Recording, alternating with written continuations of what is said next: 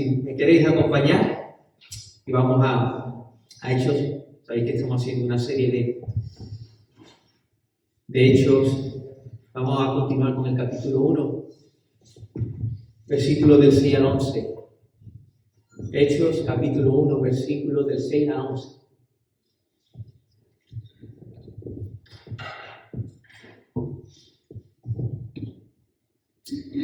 ¿Lo tenemos? Amén. Dice la palabra del Señor.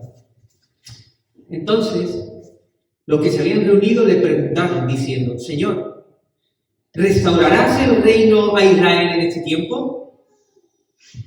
Y les dijo: no os toca a vosotros saber los tiempos o las sazones que el Padre puso en su sola potestad, pero recibiréis poder cuando haya venido sobre vosotros el Espíritu Santo, y me seréis testigos en Jerusalén, en toda Judea, en Samaria, hasta el último de la tierra.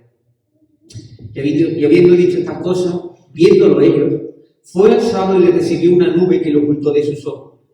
Y estando ellos con los ojos puestos en el cielo, entre tanto que él se iba, he aquí se pusieron junto a ellos dos varones con vestidura blanca, los cuales también le dijeron: varones Galileos, ¿por qué estáis mirando al cielo? Este mismo Jesús, que ha sido tomado de vosotros al cielo, así vendrá como lo habéis visto ir al cielo. Amén. En la primera exposición de nuestra serie de Hechos, hemos hablado que el cristianismo se trata de Cristo, de lo que hizo y lo que enseñó, pero también lo que Cristo sigue haciendo por su Espíritu a través de su iglesia. En el segundo mensaje hemos hablado de las razones de la transformación de los discípulos. Teófilo, este personaje un poco, era real en aquel tiempo, nosotros lo estamos trayendo aquí, pues tendría muchas preguntas. Así que recibiría el libro de Hechos, ya había recibido el Evangelio de Lucas, y supongo que él también se daría cuenta de algunas cosas que nosotros nos damos cuenta. Que esos discípulos que están allí en el Evangelio de Lucas son los mismos, pero muy diferentes en el libro de Hechos. En el libro del Evangelio de Lucas lo vemos con mucha falta de confianza en Jesús. Discípulos egoístas, peleando por sus puestos en el reino. Pero después los vemos en el libro de Hechos y los vemos que están llenos de confianza, predicando a las mismas autoridades judías que mataron a Jesús. No están encerrados, están predicando abiertamente la palabra de Dios. Así que ¿cuáles fueron las razones o algunas de las razones por las cuales cambiaron estos discípulos? Así que estuvimos viendo que una de las razones era la resurrección de Jesús. La resurrección provee una esperanza viva.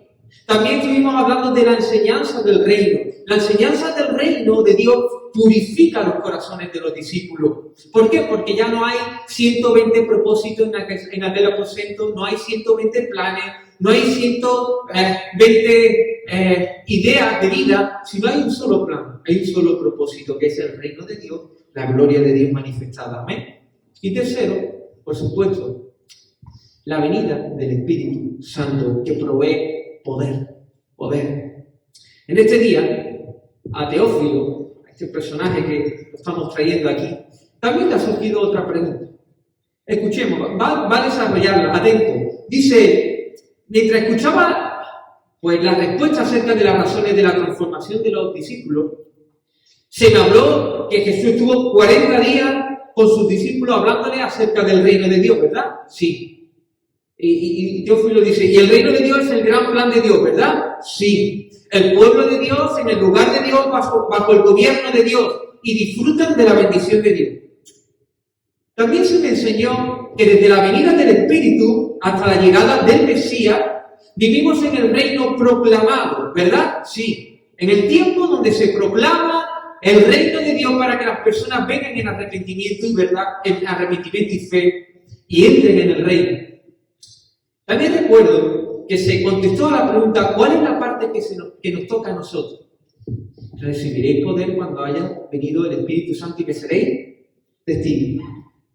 Además, cuando he leído el libro de Hechos, me he dado cuenta que el énfasis o el tema principal de la proclamación es la proclamación del Evangelio hasta los confines de la tierra. Pero bueno, ahí va Teófilo. Pero mira lo que me sucede. Ha llegado a mis oídos que somos encargados de expandir el Evangelio, el reino. Ha llegado a mis oídos también, por otro lado, que la misión de la Iglesia es proporcionar un mundo mejor. Otros me dicen que la misión es restaurar el reino de Dios. Por otro lado, también he escuchado que la misión es ser solidario, que hay que hacer programas de sensibilización ambiental para regenerar la capa de ozono. Otros me dicen que la misión de la Iglesia es adorar, solo adorar. Y mira, ya la verdad que estoy hecho un lío. Siempre he entendido en cualquier empresa que la misión es algo singular y central. Pero ahora a todo se le llama misión. Si la Iglesia debe hacer todas estas cosas, ¿cuántos programas tiene que tener la Iglesia? Porque realmente a mí no me da tiempo de hacer todo. O es que Dios ha llamado a hacer personas cosas diferentes. Mira, yo estoy hecho un lío. ¿Cuál es la misión de la Iglesia? Bueno, pues vamos a contestarle primeramente a Teófilo, que parece que tiene el teléfono escacharrado. Vamos a intentar desenmarañar todo esto. Para ello será importante que tengamos un concepto adecuado acerca del reino de Dios. Hoy quiero que os esforcéis, porque voy a dar conceptos. Si tienes que escribir, escribe, pero si tienes que escuchar de nuevo la predicación, pero es muy importante entender estos conceptos. Algunos dirían, bueno, ¿qué tiene que ver la misión del Evangelio con el reino de Dios? Pues muchísimo, muchísimo. Vamos a ir viéndolo en esta día. ¿Por qué? Porque si el concepto acerca del reino de Dios se cae, es como las fichas de dominó, ¿lo habéis visto? Una cae y caen todas. Pues igual, si nosotros no entendemos bien algunos conceptos acerca del reino de Dios, la misión de la Iglesia caerá, escaseará, será improductiva. Creeremos que estamos haciendo la misión cuando no la estamos llevando a cabo. Hechos, versículo del 6 al 11, en el versículo 6 dice: entonces los que se habían reunido le preguntaron, diciendo que dice: Señor, ¿restaurarás el reino a Israel en este tiempo? Permitidme que contextualice y vayamos a la mente de los discípulos. El reino de Dios era la enseñanza inicial de Jesús, ¿recordáis? El tiempo se ha acercado, el reino de Dios está aquí, arrepentido y creer en el Evangelio. Así que Jesús inicia su ministerio hablando del reino de Dios, pero termina durante 40 días hablando acerca del reino de Dios a sus discípulos. A Abraham, si recordamos, se le prometió el reino de Dios.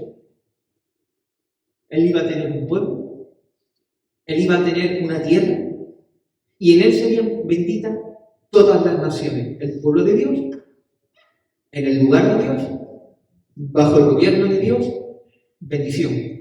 Durante el tiempo de Salomón, Israel vivió una sombra del reino de Dios. Parecía que el reino de Dios estaba establecido.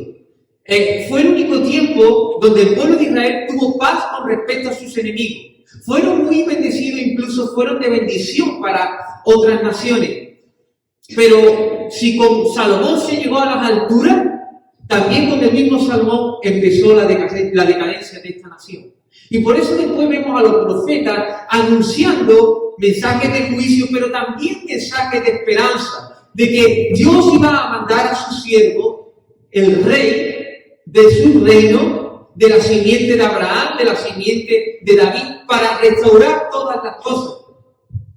En el área de la psicología, los seres humanos se dicen que tienen dos tipos de mente. Por un lado hay una mentalidad colectiva, una mentalidad también individualista. La mentalidad individualista es una persona que el centro de sus pensamientos gira en torno a uno mismo. Está siempre en busca de lo suyo propio. Por otro lado, la mentalidad colectiva gira los pensamientos y los deseos al entorno colectivo, ya sea familiar, de grupo o nacional. Así que ellos todos los giraban en torno a la nación de Israel. Esa era la mentalidad judía de aquel tiempo. El deseo de la nación era el deseo de ellos.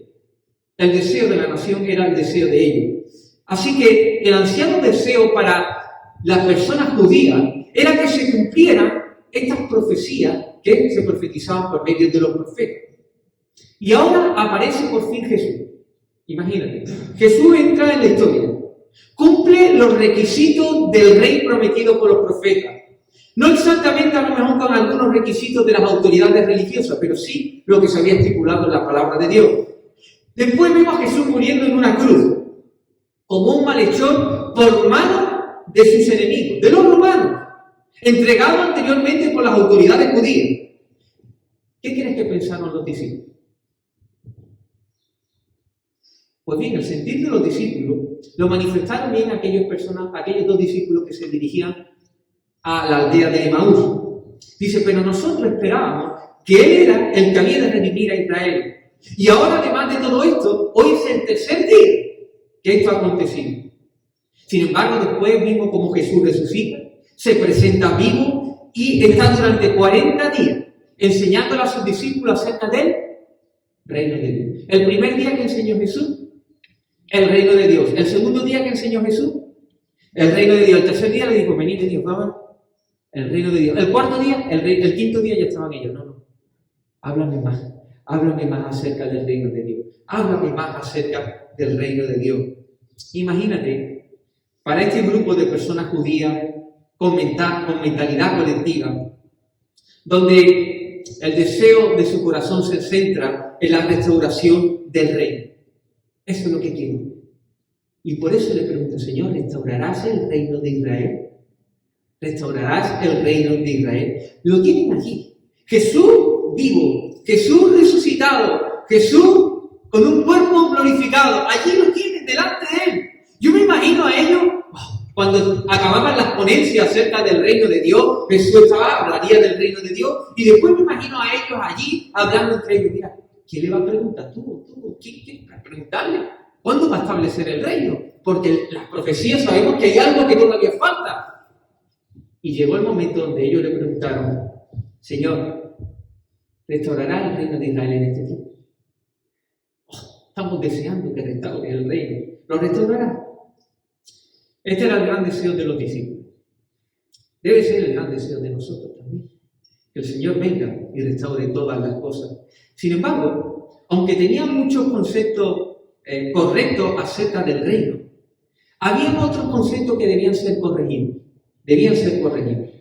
Y Jesús en un principio, y después el Espíritu Santo, les da claridad acerca de lo que es el reino, algunos conceptos claros, para que después realmente te des cuenta que eso repercutió, lo podemos ver durante todo el libro de Hechos, que repercutió esos buenos conceptos en que ellos llevaron el Evangelio al mundo conocido de aquel tiempo. Así que vamos a ver 3 conceptos. Quiero que hagáis un esfuerzo, por favor. 3 conceptos acerca del reino para darle un buen entendimiento y llevar a cabo la misión de la iglesia. Amén. Primero,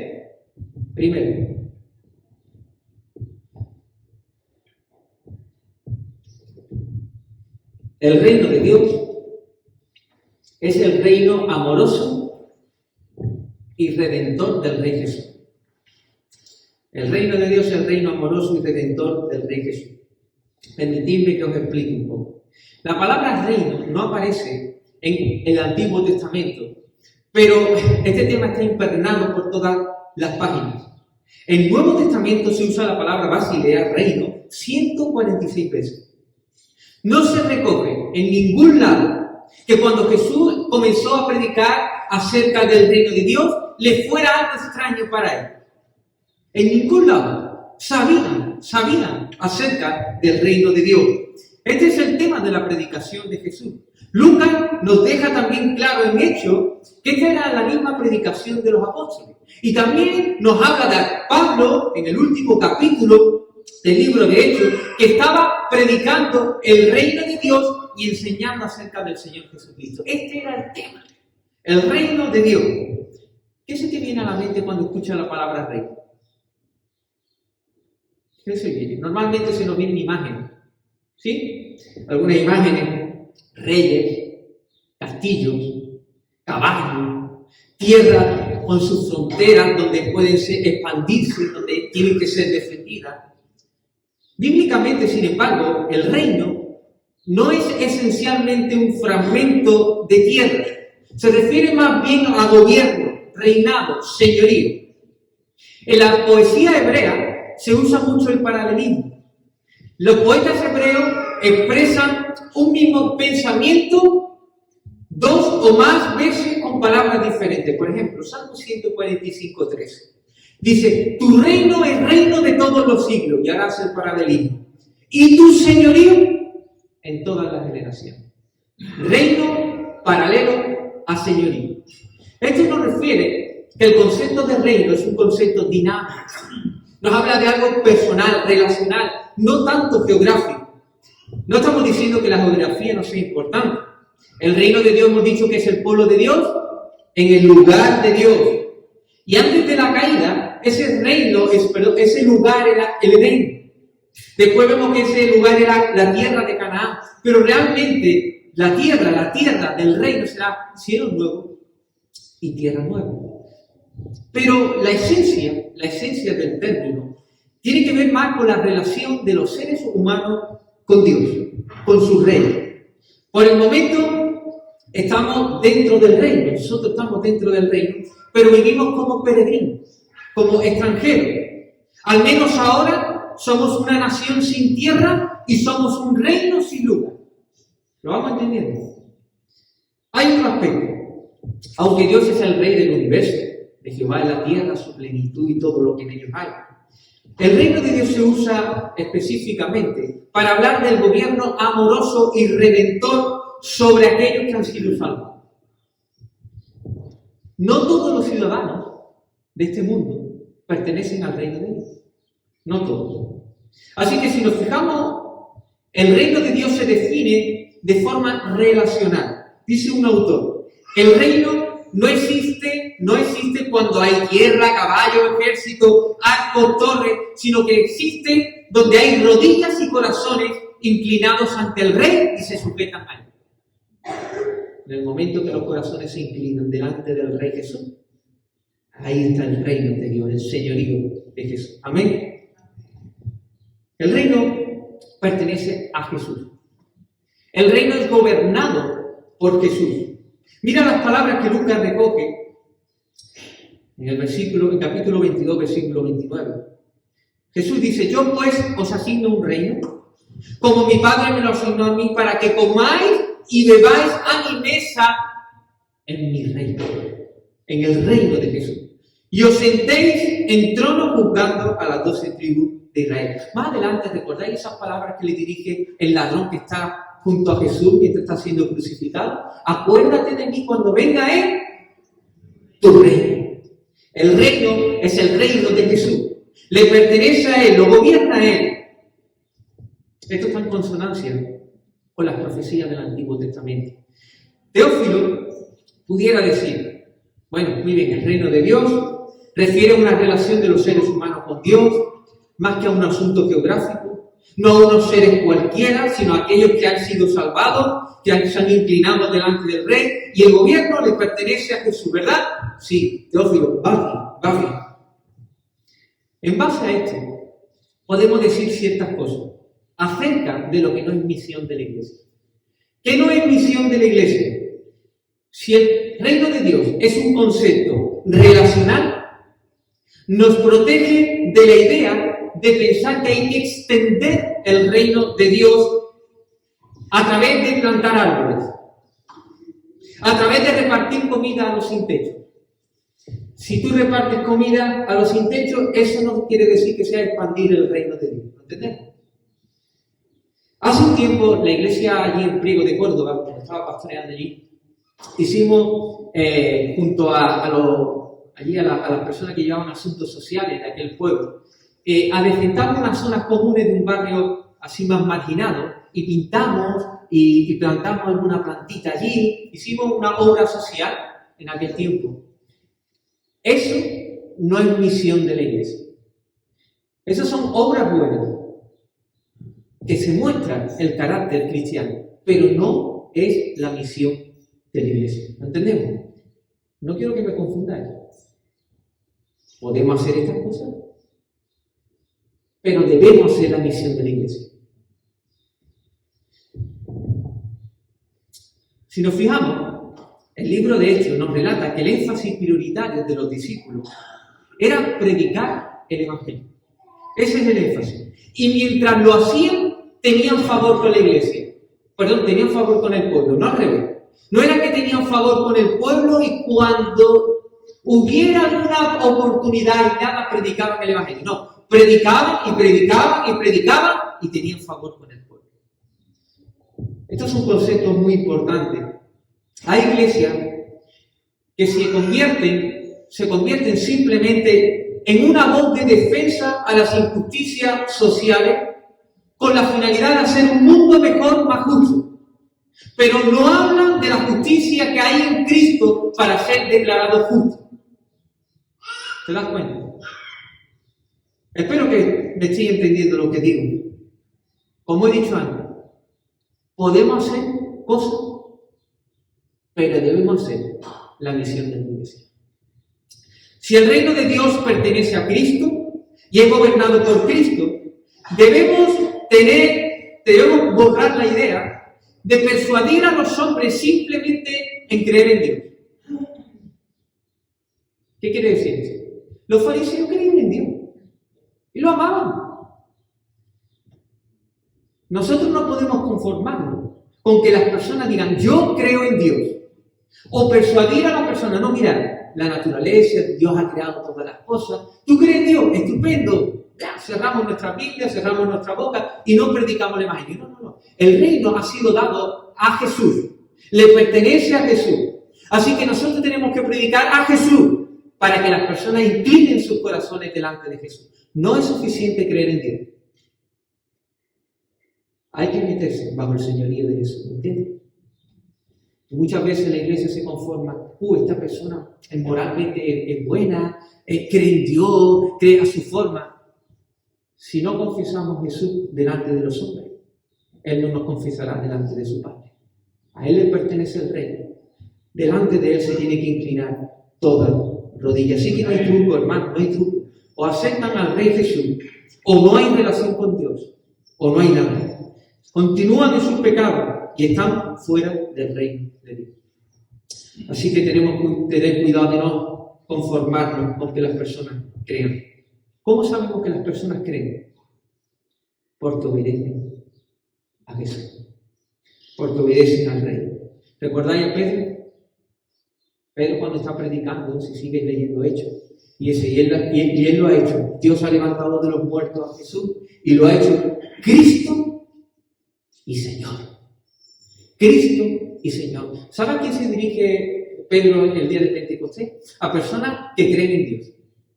Van a Pentecostés, eran judíos, iban allí a celebrar las fiestas, las fiestas judías, las fiestas que había establecido Dios. Gente que amaban a Dios.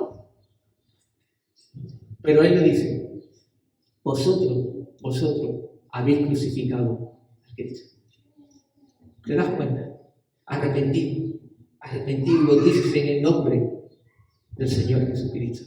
Dios le ha hecho Señor, Dios le ha hecho Cristo. Si nosotros persuadimos solo a las personas solo a creer en Dios, eso no es garantía de que irán al cielo. Por supuesto que no, porque mismo Pedro dice, no hay en ningún otro salvación, porque no hay otro nombre bajo el cielo dado a los hombres en que podamos ser salvos. ¿Te das cuenta por qué es muy importante el concepto del reino? Porque si no, finalmente no hacemos la misión que tenemos que hacer. El primer concepto, el reino de Dios, es el reino amoroso y redentor del Rey Jesús. Amén. Segundo, el reino de Dios será restaurado exclusivamente por Cristo. Por Cristo, por Jesús. Fíjate, ellos sabían que algo no iba bien todavía. Ellos tenían un concepto bueno de que Jesús tenía que restaurar el reino. Fíjate lo que le dice en el versículo 6. ¿Restaurarás a quién es? Ellos no dicen, ¿restauraremos el reino? Dice, ¿restaurarás el reino a Israel en este tiempo?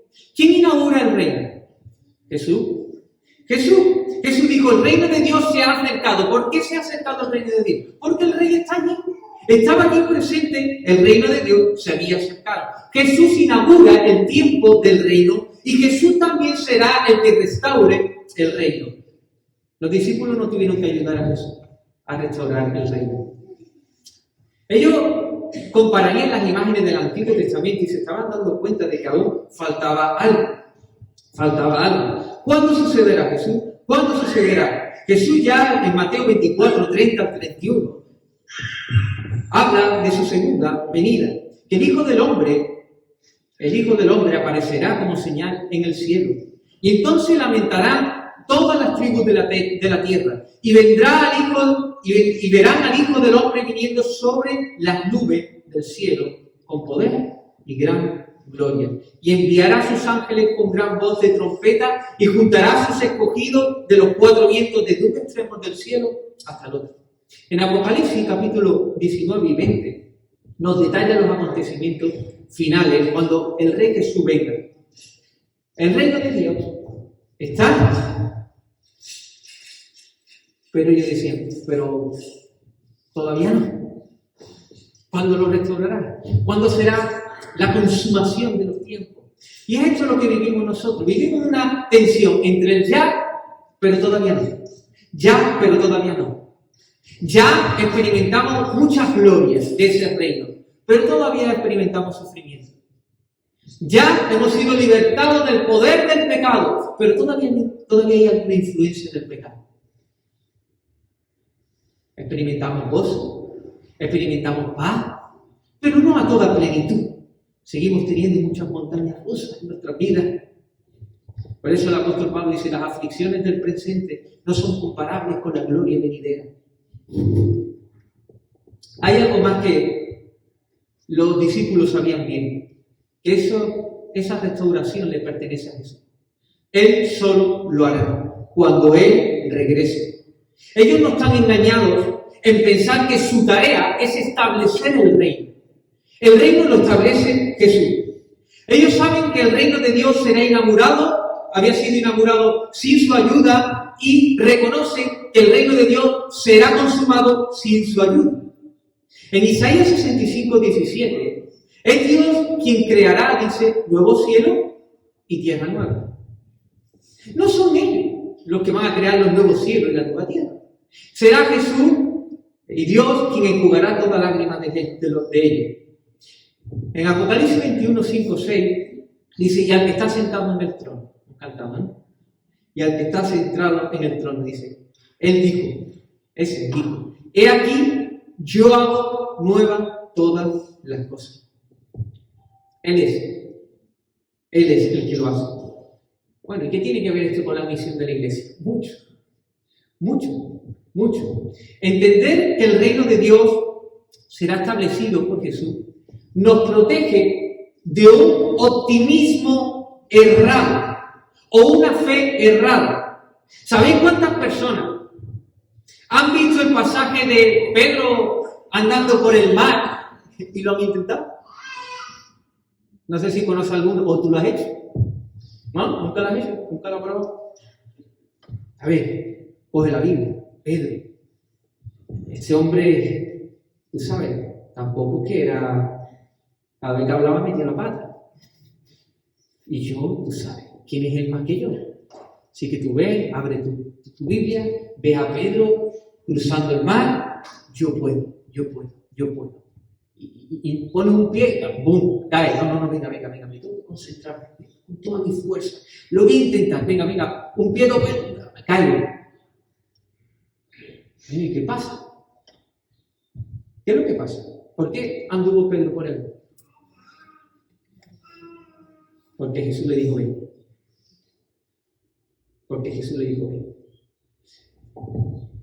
Querido, fue esta ilustración para darnos cuenta que nosotros nos podemos concentrar en hacer muchas cosas para que este mundo sea mejor. Ahora mismo el tema ecológico, ¿no? Está bien estas cosas, sí, no que sea mal. Pero podemos pensar que vamos a traer el cielo nuevo y la tierra nueva a través de plantar arbolitos, el plástico con el plástico, el cartón con el cartón. Hay que hacerlo, ¿eh? Vaya a ver aquí alguno que el pastor dice, no, eso hay que hacerlo. Pero no vamos a traer cielo nuevo y tierra nueva así. ¿Seguirá habiendo pobres? ¿Seguirá habiendo enfermedades? ¿Sufrimiento? ¿Dolor? ¿Aparecerán nuevos partidos emergentes políticos? El mundo está en decadencia. Está putrefacto. Y hasta que no venga el de Jesús, seguirá estando así. Queridos hermanos, tenemos que tener cuidado de cambiar la misión de la iglesia. Podemos coger el eslogan y decir: transforma la ciudad, transformarás el mundo. Planta un árbol, entonces estarás construyendo y expandiendo el reino de Dios. Pero la realidad es que la creación está sujeta a vanidad. Gime y gimirá esperando la manifestación de los hijos de Dios. Después de tanto esfuerzo y de entrega y dedicación, podemos sentirnos desilusionados y posiblemente estemos cuestionando la bondad de Dios y el poder de Dios. Pero si estamos trayendo el reino a la tierra, ¿qué es lo que pasa? ¿Por qué todo sigue igual? Porque tenemos un concepto errado acerca del reino. El reino de Dios será establecido exclusivamente por mano de Jesús. ¿Esto debería dejarnos satisfechos? Por supuesto que no. Esto no es una razón para sentarnos y decidir no oponernos al mal. Debemos luchar contra los males de este mundo. Debemos luchar contra las ideologías que pervierten el diseño de Dios de la familia. Debemos alzar la voz contra las injusticias sociales. Debemos ser generosos hacia los pobres y los más vulnerables. Pero no lo hacemos pensando que vamos a traer el reino de Dios. Con estas cosas reflejamos el carácter de Dios. Dios nos usa para preservar este mundo. Mientras haya pecado, la tierra va a seguir descomponiéndose, pudriéndose. Pero lo bueno, ¿sabe qué? Que no depende de nosotros. Y eso es esperanza. Depende de Jesús. Y Él lo que dice, lo cumple. Eso es lo bueno y por eso hay esperanza. Hermanos, sé solidario. Pero predica aún más la palabra de Dios. Aún más la palabra de Dios. Lucha por las injusticias sociales, pero proclama aún más las buenas nuevas de salvación. Esa es la misión de la iglesia. La pregunta que los discípulos hacen a Jesús nos hacen ver que tienen ciertos conceptos claros. Saben que el establecimiento del reino será por mano de Jesús, pero están perdiendo otra cosa de vista que puede ser perjudicial para su vida. Es algo que puede causar mucho entretenimiento para no hacer lo que tienen que hacer. Mira, si nos fijamos en la pregunta, ¿restaurarás el reino a Israel en qué? En este tiempo. El énfasis recae aquí, en este tiempo. La respuesta de Jesús nos confirma que el énfasis está aquí, en este tiempo. Dice: no os toca a vosotros, versículo 7, saber los tiempos o las sazones que el Padre puso en su sola potestad. ¿Qué es aquello que lo puede entretener? Que lo puede desviar de la misión que tienen que hacer. Empeñarse en conocer los detalles minuciosos del tiempo establecido del reino. Mira, el tiempo solo está en potestad del Padre. Él solo sabe. No quiere decir que no miremos las señales y digamos, el tiempo está cerca. No, lo que yo estoy refiriendo es que la problemática que podrían traer los discípulos es que se pusieran a coger el libro de Daniel, la numerología de Daniel, luego coger Mateo 24, luego añadir Apocalipsis, juntar todo esto, tomar la calculadora, hacer unas cuantas operaciones matemáticas y ¡tachán! Tenemos el día, el año, el mes que viene Jesús. No nos equivoquemos.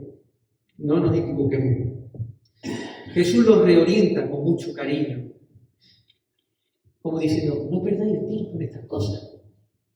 Esto está solo en potestad de mi Padre.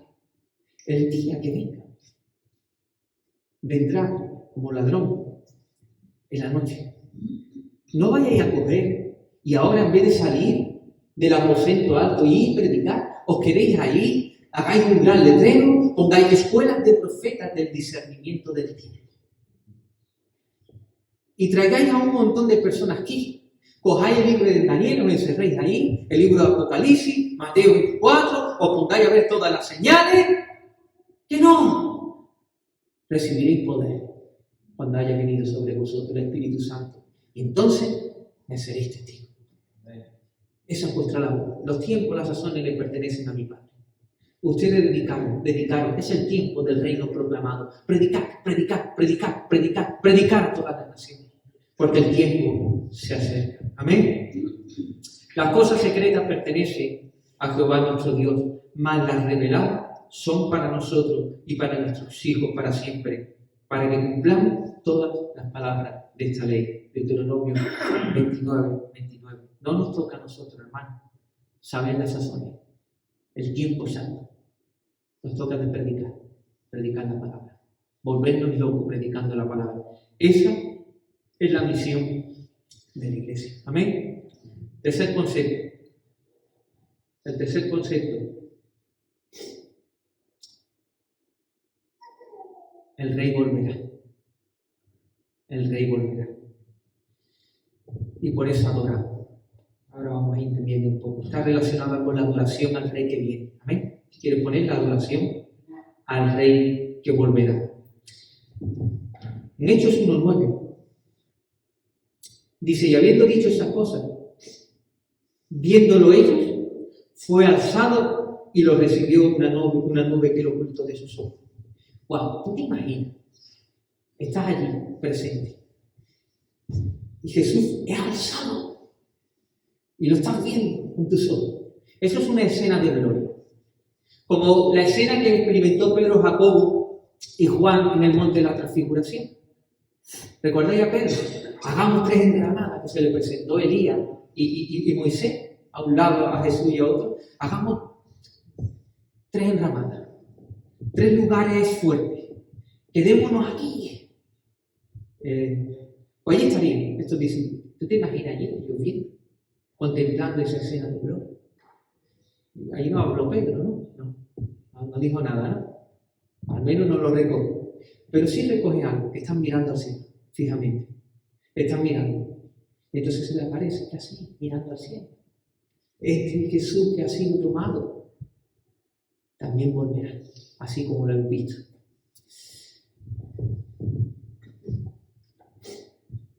Si estuviera allí Pedro, yo me lo encuentro, estaba allí Pedro, pero yo me lo imagino. Yo sé que es muy imaginativo, ¿eh? Esto no quiere decir que fuera así.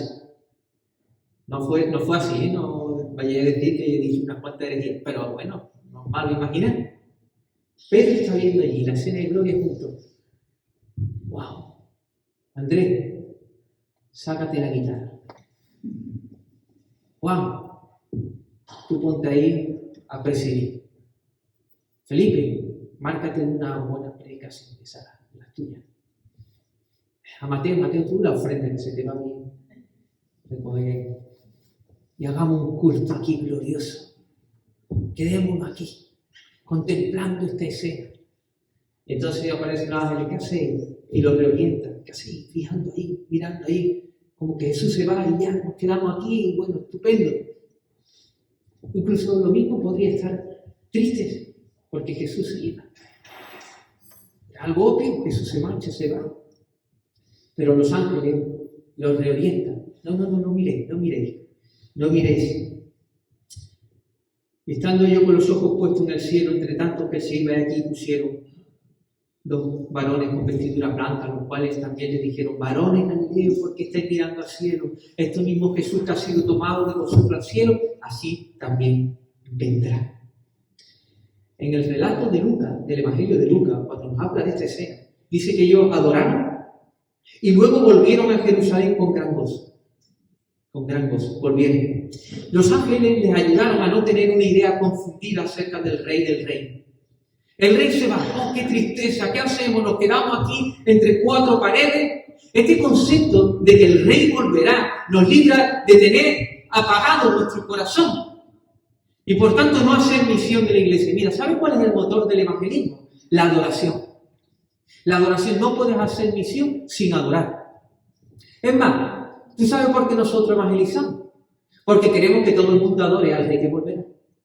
Ese es el motor, eso es lo que nos mueve, que Él es digno de toda la alabanza y toda la gloria, y queremos que toda rodilla se doble, se incline ante Él. Pero sabemos que cuando ese rey vuelva, Será el tiempo de juicio, será el tiempo de la división.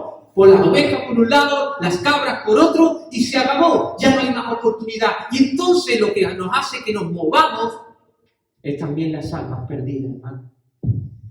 Tener un concepto claro de que Jesús volverá, y cuando Él vuelva, vendrá ya para hacer juicio y restaurar todas las cosas, es lo que nos mueve, hermano, a predicar el Evangelio y no encerrarnos en 4 paredes. Qué importante son estas cosas.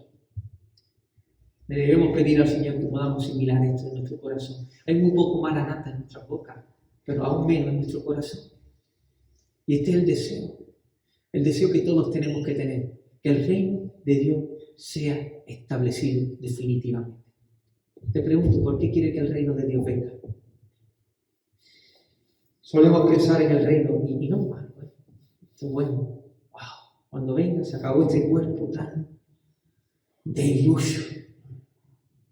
Se acabó el sufrimiento, el dolor. Pero ¿sabes cuál es lo más importante? La gloria de Dios. La gloria de Jesús. Cuando Él vuelva se hará manifiesto. Y toda lengua, toda tribu y toda nación confesará que Él es Dios. Ese es nuestro deseo. Eso es lo que deseo. Que Cristo reciba su tributo merecido. Que Cristo reciba su gloria. Amén. Que Cristo sea expuesto y calle a sus enemigos y vindique su nombre. Hermanos, mientras tanto, vivimos ahora. Y mientras vivamos, la misión de la iglesia es proclamar el reino de Dios, el evangelio del reino. Amén. Acuérdate de estas 3 cosas. El reino de Dios es el gobierno amoroso y redentor de Jesús. El reino de Dios será restaurado cuando Cristo vuelva y solo exclusivamente por Él. Y por último, acuérdate que Jesús volverá. Amén. Hermano, el Señor está aquí en medio de nuestra vida. Necesitamos experimentar más su presencia. Experimentar que el Señor nos enseñe su presencia, pero además que anhelemos su presencia, Él venga. Y eso hará, hermano, que nosotros cumplamos con la misión que tenemos por delante. Amén. Apocalipsis 4:11 dice: Señor, digno eres de recibir la gloria, la honra y el poder. Amén. Que el Señor nos bendiga. Si queréis.